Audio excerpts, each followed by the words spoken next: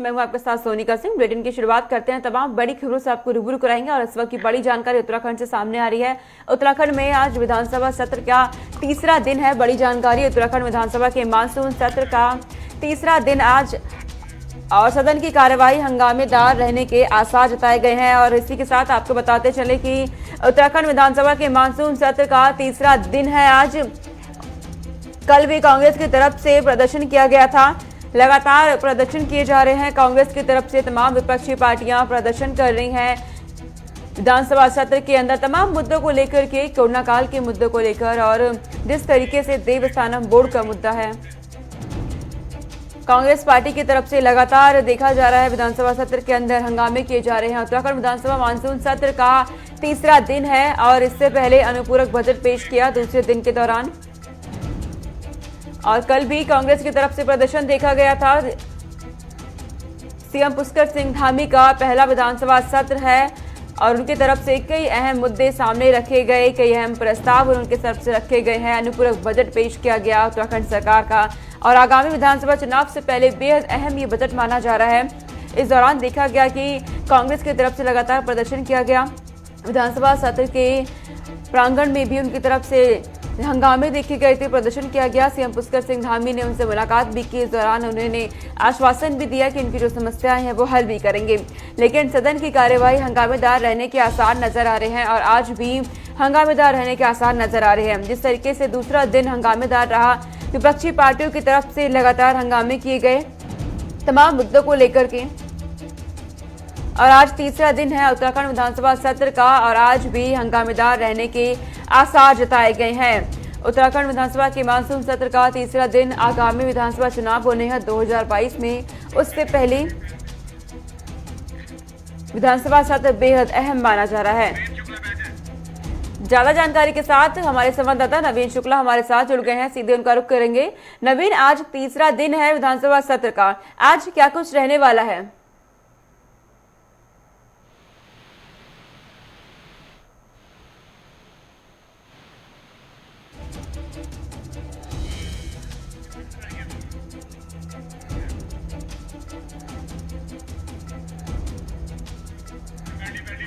तो उत्तराखंड के विधानसभा सत्र का तीसरा दिन है। हमारे संवाददाता का संपर्क फिलहाल टूट गया है।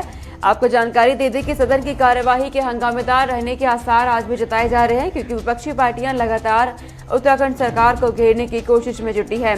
जिस तरीके से तमाम मुद्दों को लेकर के कांग्रेस देवस्थानम बोर्ड का मुद्दा और कोरोना काल में जिस तरीके से फर्जीवाड़े के मामले देखे गए थे, उसे लेकर तमाम मुद्दों पर विपक्षी पार्टियां बेरोजगारी, महंगाई को लेकर के उत्तराखंड सरकार को घेरने का काम कर रही है। लेकिन इसी बीच उत्तराखंड सरकार भी सभी प्रश्नों का जवाब भी दे रही है और इस दौरान कई अहम मुद्दों को सामने रखा है। सीएम पुष्कर सिंह धामी ने दूसरे दिन उन्होंने अनुपूरक बजट पेश किया, जो बेहद अहम बजट माना गया उत्तराखंड सरकार के लिए, क्योंकि आगामी विधानसभा चुनाव भी होने हैं और बेहद कम समय बचा है उसमें। तो बड़ी जानकारी इस वक्त की आपको दे रहे हैं। अनुपूरक बजट पेश करने के बाद अब 6 और विधेयक पेश किए जाने हैं सदन के अंदर। बड़ी जानकारी इस वक्त की आपको दे रहे हैं। आज तीसरा दिन है और कई प्रस्तावों को मंजूरी भी दी जा रही है। और अनुपूरक बजट की बात करते हैं तो विधानसभा की पटल पर तकरीबन 5,000 करोड़ से ज्यादा का अनुपूरक बजट पेश किया गया दूसरे दिन। हमारे संवाददाता नवीन शुक्ला हमारे साथ जुड़े हुए हैं, सीधे उनका रुख करेंगे। नवीन, आज तीसरा दिन है उत्तराखंड विधानसभा के मानसून सत्र का, आज क्या कुछ रहने वाला है, क्या जानकारी आपके पास? तीसरा दिन है, मानसून सत्र है और कहीं ना कहीं सरकार तैयारियों के साथ बजट को लेकर आई है। इसके साथ ही जो अगर पार्टियों की बात की जाए तो कहीं ना कहीं विपक्षी पार्टियों की सरकार को घेरने में लगी हुई थी। अगर कल की बात की जाए तो मोबाइल कनेक्टिविटी की सबसे बड़ी समस्या धारचूला के क्षेत्र में थी, तो उस पर धारचूला विधायक ने साफ तौर पर मुख्यमंत्री से बात की और उन्होंने ये कहा था कि हमारे क्षेत्र में मोबाइल कनेक्टिविटी की काफी दिक्कतें हैं। मुख्यमंत्री ने साफ तौर पर अधिकारियों को भी निर्देशित किया और उन्हें कहा है कि अगर कोई ऐसी समस्या है, अगर पहाड़ी क्षेत्रों में मोबाइल कनेक्टिविटी की समस्या है तो उसे जल्द से जल्द दूर करने का काम किया जाएगा। इसके साथ ही तमाम सारे मुद्दों पर चर्चा हुई। अगर सदन के अंदर हंगामेदार सदन रहा तो वहीं बाहर की बात की जाए तो बाहर जो बेरोजगार युवा थे वो भी प्रदर्शन कर रहे थे और जो दल है वो अभी प्रदर्शन कर रहे थे। तो कहीं ना कहीं विधानसभा का जो सत्र था वो हंगामेदार था। इसके साथ ही सदन के पटल पर कई सारे जो मुद्दों को रखा गया, कई सारे विषयों पर चर्चा की गई। महत्वपूर्ण बात यह थी कि देवस्थानम बोर्ड के लिए भी चर्चा का विषय बन रहा था और लगातार इस विषय पर चर्चा करने की मांग भी की जा रही थी। इसके साथ ही अगर बाहर की बात की जाए तो वहीं बाहर युवाओं का प्रदर्शन जारी था। हालांकि पुलिस प्रशासन द्वारा उन्हें रोका गया था, जो बैरिगेटिंग लगाया गया था। विधानसभा के पास में करीब 3 से 4 बैरिगेटिंग लगाए गए हैं, जिससे कि विधानसभा की तरफ जो प्रदर्शनकारी हैं वो ना पहुंच पाए, इसकी पूरी व्यवस्था की गई थी। इसके लिए पुलिस प्रशासन भी पूरी तरीके से अलर्ट था। और आज तीसरा दिन है। अब से कुछ ही देर में करीब 11 बजे विधानसभा की कार्यवाही शुरू होगी। इसके बाद सदन के पटल पर जो प्रश्न है, प्रश्नों को रखा जाएगा। और इसके बाद सबसे बड़ी महत्वपूर्ण बात यह है कि सरकार ने साफ तौर पर यह कहा है कि विधानसभा के सत्र को लंबे से लंबे समय तक चलाया जाए, जिससे कि जो भी प्रश्न आए उसके उत्तर मिल सकें और संबंधित विभाग भी इस पर कार्रवाई कर पाए। इसके लिए सरकार साफ तौर पर यह कहती है, विपक्ष को भी ये कहा है कि सदन की कार्यवाही को चलने दिया जाए, पूरी तरीके से लंबा चले, जिससे कि प्रश्नों के उत्तर दिए जा सकें। नवीन, जिस तरीके से विपक्षी पार्टियां लगातार हंगामे कर रही हैं तमाम मुद्दों को लेकर, इस पर सीएम पुष्कर सिंह धामी की तरफ से कोई रिएक्शन आया है सामने? जी, निश्चित तौर पर सरकार का साफ तौर पर एक कहना है कि जो जायज मांगे हैं उन्हें जरूर माना जाएगा, चाहे बेरोजगारी की बात की जाए या फिर महंगाई की बात की जाए या फिर देवस्थानम बोर्ड की बात की जाए। तो साफ तौर पर सरकार का यही कहना है कि जो जायज मांगे हैं, जिससे सरकार पूरी तरीके से जनता के साथ में है, पक्ष और विपक्ष की बात अलग है, लेकिन अगर जहां पर जनता के हित में फैसला होना है वहां पर जनता के हित में फैसला होगा। तो सरकार का साफ तौर पर यह कहना है कि जो भी फैसले होंगे वो जनता के हित में होगी। बजट को लेकर अगर बात की जाए, क्योंकि अनुपूरक बजट है, अनुपूरक बजट में विभागीय कार्यवाही किस तरीके से सुचारू हो सके, 21 और 22 के लिए बजट दिया जाएगा, क्योंकि 22 में फिर नया बजट फिर से लागू होगा। तो कहीं ना कहीं एक महत्वपूर्ण बात यह होती है कि इस कार्यवाही को पूरा किया जाए, तभी जो बजट है वही विभाग को मिल पाएगा और जो सरकार का कार्य है उसको पूरा हो पाएगा। तो कहीं ना कहीं एक विशेष बात यही होगी कि विधानसभा की कार्यवाही जो है वो पूरी तरीके से चलती रहे। जितना लंबा समय तक चलेगी उतनी ही जल्दी उतने ही प्रश्नों के उत्तर दिए जाएंगे और उतनी ही कार्यवाही फिर आगे बढ़ेगी। तो सबसे बड़ा सवाल यही होता है कि जो पक्ष और विपक्ष है दोनों मुद्दों को सुने और उस पर निर्णय ले, तो पूरी तरीके से विधानसभा की कार्यवाही चलेगी। ठीक है नवीन, तमाम जानकारी आपने दी कि उत्तराखंड विधानसभा का सत्र आज किस रहेगा और सीएम पुष्कर सिंह धामी कितने तैयार हैं। बहुत शुक्रिया तमाम जानकारी हम तक पहुंचाने के लिए। तो उत्तराखंड विधानसभा सत्र का आज तीसरा दिन है और कार्यवाही की शुरुआत सुबह 11 बजे तकरीबन होगी और इसके बाद देखना होगा कि आज किस तरीके से रहने वाले हैं, क्योंकि हंगामे के आसार जताए जा रहे हैं। फिलहाल आगे रुक करते हैं। आपको बता दें कि उत्तराखंड में विधानसभा सत्र के दौरान सीएम पुष्कर सिंह धामी ने कई घोषणाएं की और इन्हीं घोषणाओं में एक रहा बालिकाओं के लिए। दरअसल आपको बता दें कि वर्ष 2015 और 16 और इसी के साथ 2016-17 में गौरा देवी कन्यादान योजना के लाभ से जो वंचित रह गई थी बालिकाओं को सरकार द्वारा योजनाओं का लाभ दिलाया जाएगा। बाल विकास मंत्री रेखा आर्या ने बताया कि वर्ष 2015-16 में 11,300 बालिकाएं योजना के लाभ से वंचित रह गई थी और उन बालिकाओं को अब इन योजनाओं का लाभ दिलाया जाएगा। ये सीएम पुष्कर सिंह धामी की तरफ से कहा गया उत्तराखंड में विधानसभा मानसून सत्र के दौरान। इस योजना में 2 सालों के लगभग 29,000 बच्चियां, और ये बच्चियां बहुत गरीब परिवारों की बच्चियां होती थी जिनको लाभ मिलना चाहिए था। वो क्योंकि राज्य सरकार ने नंदा योजना और गौरा योजना 2 योजनाओं को मिलाकर के एक योजना कर दिया था और तकनीकी कारणों से 29,000 बच्चियां इस लाभ से वंचित रह गई थी। इस प्रश्न को आज नियम 58 में मेरी बार दोबारा उठाया गया मेरे द्वारा, और इससे पहले भी 5 बार अलग अलग दलों के माननीय विधायकगणों ने विभिन्न सदन के विभिन्न प्रावधानों के तहत इस प्रश्न को उठाया था, लेकिन सरकार ने कोई निर्णय नहीं दिया था। पिछली बार जब मैंने नियम 58 में इस प्रश्न को उठाया था तो सरकार साफ साफ मुकर गई थी कि अब इस योजना का लाभ हम बच्चियों को नहीं दे सकते हैं। लेकिन आज अगर इस मेरे नियम 58 की चर्चा पर माननीय मुख्यमंत्री जी आश्वासन नहीं देते तो मैं जनहित याचिका दायर करके दायर करने के लिए उच्च न्यायालय में जाता। लेकिन माननीय मुख्यमंत्री जी ने सहृदयता दिखाई और उन 29,000 बच्चियों को हमारे दबाव में और विपक्ष के बार दबाव में आकर के आज मुख्यमंत्री जी ने ये तय किया कि हम 29,000 बच्चों को भी ये स्कॉलरशिप देंगे। चलिए आगे रुक करते हैं, बात करते हैं उत्तराखंड में मौसम की। मौसम लगातार उत्तराखंड का करवट ले रहा है और करवट लेने के बाद मौसम विभाग की तरफ से ये जानकारी सामने आई है कि लगातार मौसम बदल रहा है और येलो अलर्ट जारी किया गया है उत्तराखंड में। देहरादून में रिमझिम बारिश का दौर चल रहा है। फिलहाल जानकारी आपको दे रहे हैं, मलारी हाईवे और ज्योलिकोट कर्णप्रयाग मार्ग बंद है। फिलहाल मलारी हाईवे पिछले 11 दिन से बंद है और कई और जिलों में बारिश होने की संभावना जताई गई है मौसम विभाग की तरफ से। बड़ी जानकारी इस वक्त की आपको दे रहे हैं। उत्तराखंड का मौसम लगातार करवट ले रहा है और इसी बीच मौसम विभाग की तरफ से येलो अलर्ट जारी किया गया, जिसके बाद देहरादून में रिमझिम बारिश का दौर फिलहाल चल रहा है और इस वक्त मलारी हाईवे और ज्योलिकोट कर्णप्रयाग मार्ग बंद है, जिसके चलते आवागमन में भी बेहद परेशानियों का सामना करना पड़ रहा है। ज्यादा जानकारी के साथ हमारी संवाददाता विशाखा चौधरी हमारे साथ जुड़ गई हैं। विशाखा, मौसम लगातार करवट ले रहा है उत्तराखंड का। अभी जानकारी सामने आई है कि मौसम विभाग की तरफ से कहा गया है कि येलो अलर्ट भी जारी किया गया है और कई हाईवे इस वक्त बंद है।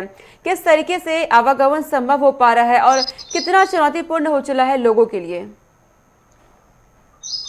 जी बिल्कुल सोनिका, बीते लगभग 7 से 8 घंटे से राजधानी देहरादून में लगातार बारिश हो रही है और इसी के साथ साथ जो पहाड़ी जिले हैं, चमोली, रुद्रप्रयाग, बागेश्वर, पिथौरागढ़, इन सभी में सबसे ज्यादा लगभग 10 से 12 घंटों से लगभग बारिश जो है वो देखी जा रही है और बहुत ही भयावह दृश्य पहाड़ी जिलों से निकलकर सामने आ रहा है। लोग अपने घरों में फिलहाल कैद हैं और कई जगहों पर जो सेंसिटिव जोन एक तरीके से प्रशासन के द्वारा घोषित कर दिए गए हैं और इस तरीके से बारिश हो रही है। प्रशासन का कहना है, मौसम विभाग का, कि अकॉर्डिंग जिस तरीके से अभी कोई खासकर पहाड़ी जिलों में बारिश करने की कोई आसार नहीं है, उसको देखते हुए जो प्रशासन है उसके अनुसार ऐसे ही जो बड़ी आपदाएं हैं वो निकलकर सामने आ रही है अगर अगले कुछ घंटों में बारिश नहीं रुकती है तो। इसी के साथ साथ जो नदी नाले हैं वो उफान पर हैं, बरसाती नदियां उफान पर है, जिसके चलते कई जो फिलहाल लोग हैं उनकी जिंदगी फिलहाल रोजमर्रा की जिंदगी एक तरीके से आप समझिए कि प्रभावित हुई है। इसी के साथ साथ राजधानी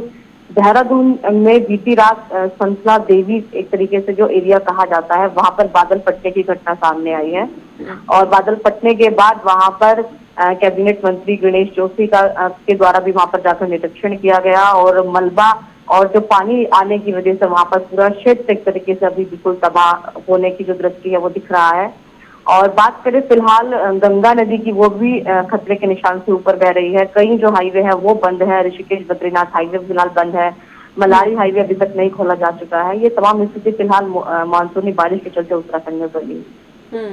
आपने मलारी हाईवे का जिक्र किया विशाखा, तो मलारी हाईवे पिछले 11 दिनों से लगातार बंद पड़ा है, तो ऐसे में कहाँ तक उसका काम पहुंचा है रास्ता खोलने का? क्या अपडेट आपके पास? जी बिल्कुल सोनिका, मलबा हटाने का काम लगातार किया जा रहा है, लेकिन क्योंकि बारिश नहीं रुक पा रही है तो ऐसे में जो प्रशासन की टीमें वहां से उन लोगों को मलबा हटाने में भी कहीं ना कहीं जो मशक्कत है वो करनी पड़ रही है। और क्योंकि जो पहाड़ी क्षेत्र है, एक तरीके से कहिए कि दुर्गम पहाड़ी क्षेत्र कहा जाता है जहाँ से हाईवे होकर गुजरता है, तो ऐसी जगहों पर से प्रशासन की ज्यादा टीमों का पहुंचना भी जो मुमकिन है वो नहीं है और जो टीमें लगी हुई हैं वो लगातार काम कर रही हैं। इसके बावजूद क्योंकि बारिश नहीं रुक रही है, उसके चलते जो हाईवे है वो कई जगह से क्षतिग्रस्त है। मलबा आने से मलबे को हटाया गया है, लेकिन उसके बावजूद भी जो क्षतिग्रस्त की हालत है फिलहाल उसके भी पूर्ति नहीं हो चुकी है क्योंकि बारिश नहीं रुक पाई है। अगर बारिश रुकती है तो फिर प्रशासन के द्वारा जो मरम्मत का कार्य है वो किया जाता है और उसके बाद ये हाईवे खोला जाएगा।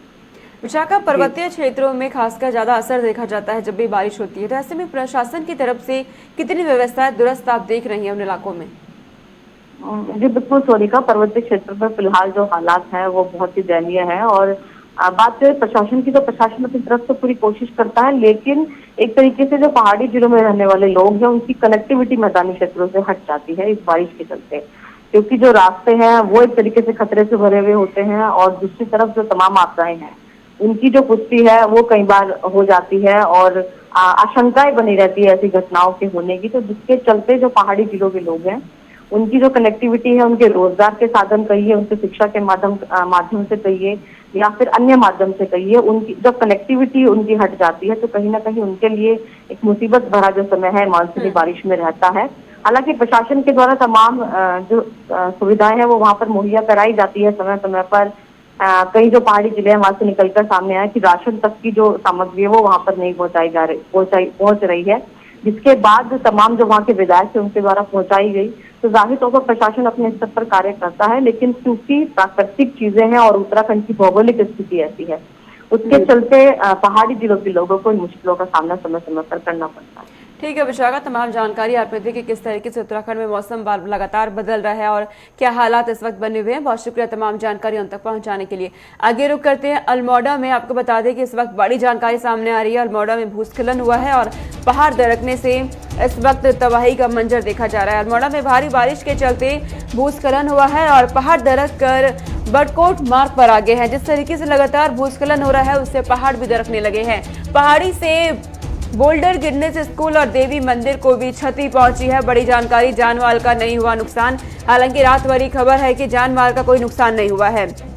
अल्मोड़ा में भारी बारिश के चलते भूस्खलन, पहाड़ दरक कर बड़कोट मार्ग तक पहुंच गए हैं और पहाड़ी से बोल्टर गिरने से स्कूल और देवी मंदिर को भी क्षति पहुंची है। बड़ी जानकारी इस वक्त की आपको दे रहे हैं। लगातार भूस्खलन की तस्वीरें उत्तराखंड में इस वक्त देखने को मिल रही है और अब ये जानकारी अल्मोड़ा से सामने आ रही है कि अल्मोड़ा में जिस तरीके से भारी बारिश लगातार हो रही है उसके बाद भूस्खलन हुआ और पहाड़ दरक कर नीचे गिरने लगे, जिसके चलते कई रास्ते भी अवरुद्ध हो गए हैं।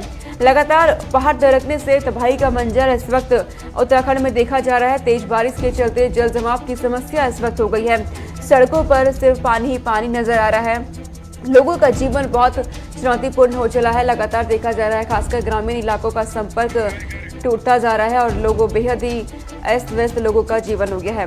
ज्यादा जानकारी के साथ हमारे संवाददाता धनराज गर्ग हमारे साथ जुड़ गए हैं। सीधे उनका रुख करेंगे। धनराज, जिस तरीके से तेज बारिश लगातार हो रही है उत्तराखंड में, अब अल्मोड़ा से जानकारी सामने आई है कि भूस्खलन हुआ है और पहाड़ दरकने लगे हैं। क्या तस्वीर इस वक्त आप देख रहे हैं? लगातार उत्तराखंड में बारिश का दौर बना हुआ है कि पहाड़ी क्षेत्रों की बात करें तो पहाड़ी क्षेत्रों में भारी से भारी बारिश देखने को मिल रही है। हालांकि मौसम विभाग ने पहले ही इसका अलर्ट जारी कर दिया था कि कहीं ना कहीं 26 तारीख तक भारी से भारी बारिश पहाड़ों में हो सकती है। और जिस तरीके से देखा गया कि अल्मोड़ा क्षेत्र की बात करें तो अल्मोड़ा में पहाड़ दरकने के मामले सामने आए हैं। जिस तरीके से तस्वीरें आपने देखी कि किस तरीके से पहाड़ खिसक कर एकदम से सड़क पर आ गया और रास्ता अवरुद्ध हो गया। वहीं उसके चलते कहीं ना कहीं स्कूल, जो आसपास के स्कूल थे, उनको भी जो हानि हुई है और साथ ही मंदिर, जो देवी का मंदिर वहां पर है, उसको भी हानि पहुंची है। हालांकि एक रात की बात यह है कि किसी की जान माल का नुकसान नहीं हुआ है। प्रशासन की तरफ से क्या व्यवस्थाएं आप देख रहे हैं और इस वक्त क्या टीमें वहां पर लगी हुई हैं रास्ते खोलने के लिए?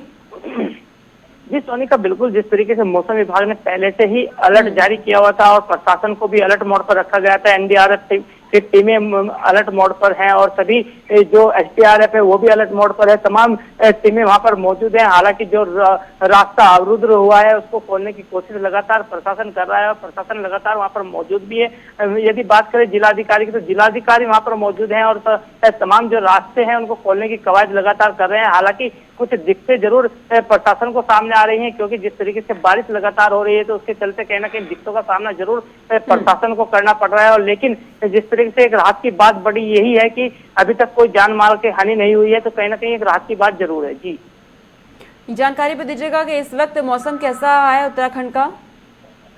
जी सोनिका, बिल्कुल आपको बता दें कि जिस तरीके से मौसम विभाग ने अभी भी येलो अलर्ट जारी किया हुआ है कि कई जिले उत्तराखंड के ऐसे हैं जिनमें येलो अलर्ट जारी है। चंपावत हो या पिथौरागढ़ हो या फिर हल्द्वानी हो, इस तरह के जिले जो हैं आसपास के पहाड़ी क्षेत्र के जो जिले हैं उनमें येलो अलर्ट किया है। वहीं मौसम विभाग ने साफ तौर पे कहा है कि अभी 26 तारीख तक कोई राहत उत्तराखंड वासियों को बारिश से नहीं मिलने वाली है, क्योंकि 26 तारीख तक अभी भारी से भारी बारिश पहाड़ी क्षेत्रों में हो सकती है। और वहीं मैदानी क्षेत्रों की बात करें तो मैदानी क्षेत्रों में भी हल्की से मध्यम बारिश होने का अंदेशा मौसम विभाग ने जताया है। अब देखने वाली बात यह होगी कि आखिर कब तक उत्तराखंड वासियों को इस बारिश से राहत मिल पाती है। जी ठीक है धनराज, तमाम जानकारी आपने दी कि उत्तराखंड में मौसम कैसा है और लगातार टीमें भी अलर्ट है।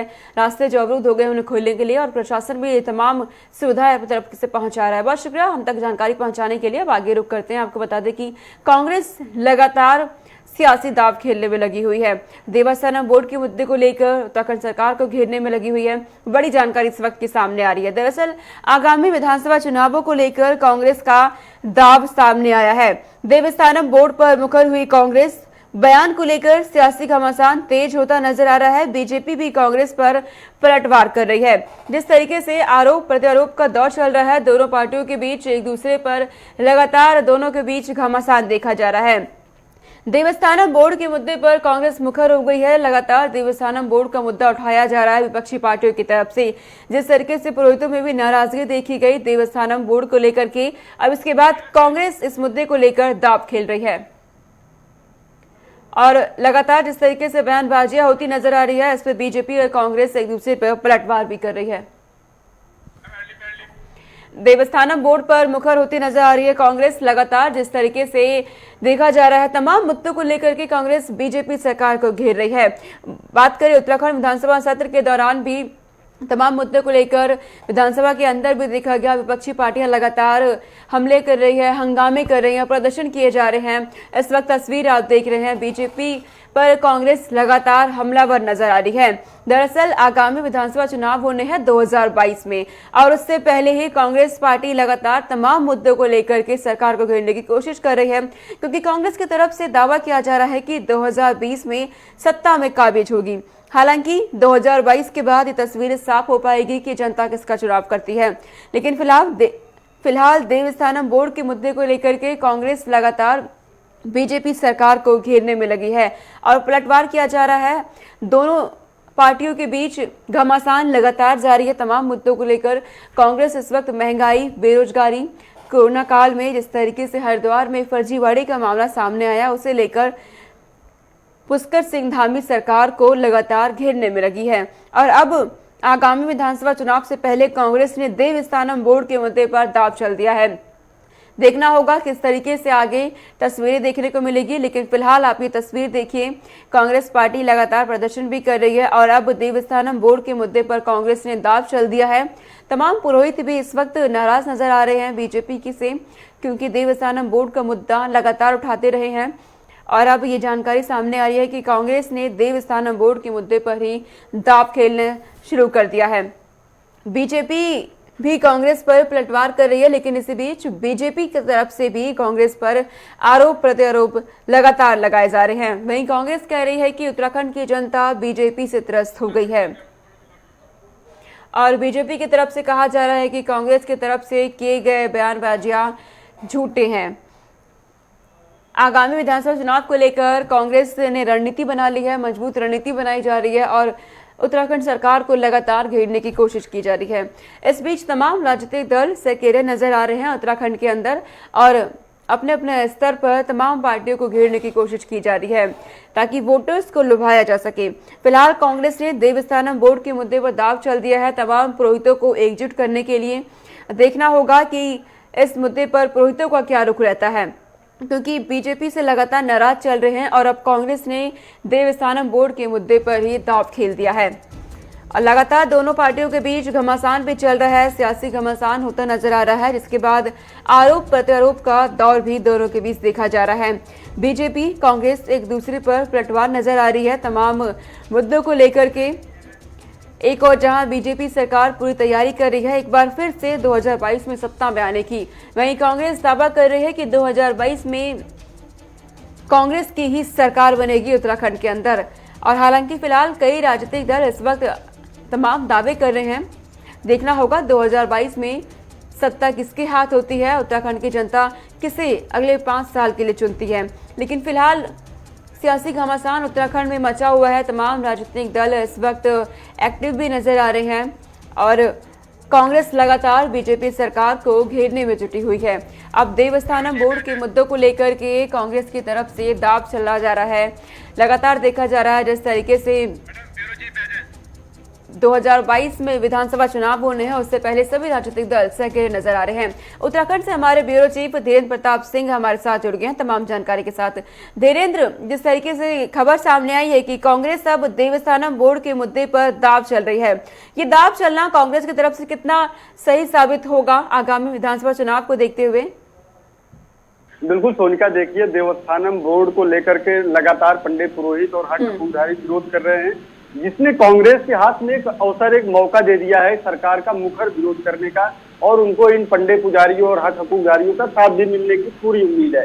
उत्तराखंड में चारधाम यात्रा को लेकर के भी कांग्रेस काफी आक्रामक है। आपने देखा होगा कल पूर्व मुख्यमंत्री हरीश रावत एक दिन के उपवास पर भी रहे, अपने आवास से उपवास से रहे और जो कांग्रेस के नेतागण हैं वो विधानसभा जो चल रही है, मानसून सत्र चल रहा है, वहां भी इन मुद्दों को लेकर के काफी मुखर हैं और लगातार धरना प्रदर्शन भी कर रहे हैं। सदन के पटल पर भी इस मुद्दे को उठा रहे हैं सोनिका। तो निश्चित रूप से इस पे एक सियासत की जा रही है और कांग्रेस को कहीं न कहीं ये बात नजर आती है, लगता है कि इसका सियासी फायदा उठाया जा सकता है, क्योंकि चुनाव आने वाले हैं और चुनाव में इस तरह के जो मुद्दे होते हैं, जो धार्मिक मुद्दे होते हैं, वो बहुत महत्वपूर्ण होते हैं और बहुत प्रभाव डालते हैं चुनाव परिणामों पे। उसको देख करके निश्चित रूप से कांग्रेस इसी वजह से इतनी आक्रामकता के साथ चारधाम यात्रा और देवस्थानम बोर्ड को लेकर के आक्रामक और मुखर है। ठीक है धीरेन्द्र, तमाम जानकारी आपने दी, इसके लिए बहुत शुक्रिया। जिस तरीके से हमारे ब्यूरो चीफ उत्तराखंड से उन्होंने जानकारी दी कि देवस्थानम बोर्ड के मुद्दे को लेकर कांग्रेस लगातार दांव खेलने में लगी हुई है। हालांकि 2022 के बाद चुनाव होने हैं, इसके बाद साफ हो पाएगा कि कांग्रेस की तरफ से खेला गया दांव कितना सही होगा, क्योंकि पुरोहित लगातार नाराज नजर आ रहे हैं बीजेपी सरकार से। चलिए, इस बुलेटिन में इतना ही। देश और दुनिया की तमाम खबरों के लिए देखते रहिए गुलिस्तान न्यूज। नमस्कार।